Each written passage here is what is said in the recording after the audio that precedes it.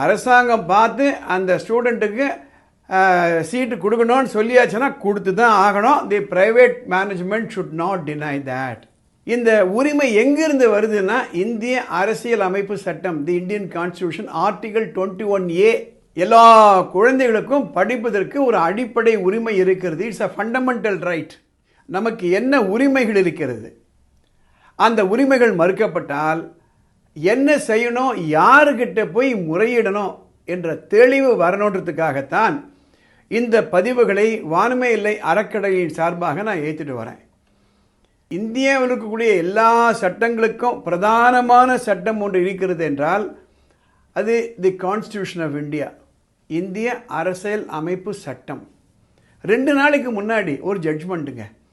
ஒரு ஸ்டூடெண்ட்டு லக்னோவில் இருக்கக்கூடிய ஒரு தனியார் பள்ளிக்கூடத்தில் அந்த ஸ்டூடெண்ட்டுக்கு RTE, right to education act மூலமாக சீட்டு கொடுக்குறாங்க.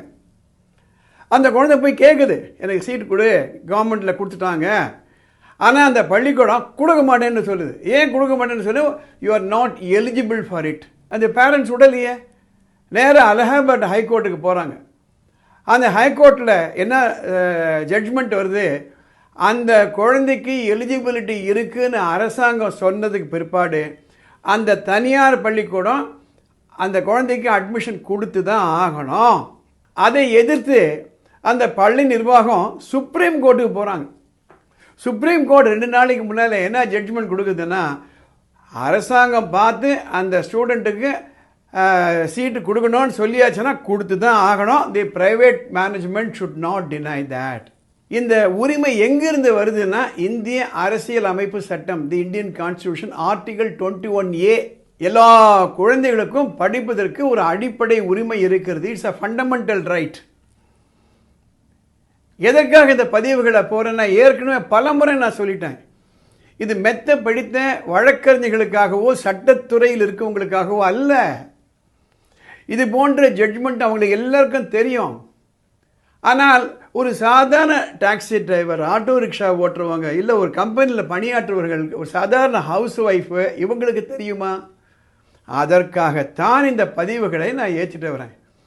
நமக்கு என்ன உரிமை இருக்குது, அந்த உரிமைகள் மறுக்கப்பட்டால் நம்ம என்ன செய்யணுன்ற தெளிவே இல்லையே. எல்லோரும் நினச்சிட்டு இருக்காங்க சுப்ரீம் கோர்ட்டுன்றது ஒரு பெரிய இடம், அங்கெல்லாம் நம்மளால் போக முடியாது. இது போன்ற ஜட்ஜ்மெண்ட்டு மற்றவர்களுக்கு பயனுள்ளதாக இருக்கும்னு நீங்கள் நினச்சிங்களான்னா உடனே இதை நீங்கள் ஷேர் பண்ணுங்கள், லைக் பண்ணுங்கள். இந்த வீடியோ பார்த்துட்டு கமெண்ட் பாக்ஸில் போய் உங்கள் கமெண்ட்டை போடுங்க. உங்களுக்கு படிப்பு பற்றி ஏதாவது குழப்பங்கள் இருந்ததுன்னா, சட்டம் பற்றி குழப்பங்கள் இருந்ததுன்னா ஒரு வாட்ஸ்அப் மெசேஜ் அனுப்புங்க. மேலே ஒரு நம்பர் போகுது, அந்த நம்பருக்கு அதை படித்து பார்த்துட்டு அடுத்த எபிசோடில் கவர் பண்ணுறேன். இந்த சேனலுக்கு சப்ஸ்கிரைப் பண்ணுங்கள். அடுத்த எபிசோடில் பார்க்கலாம்.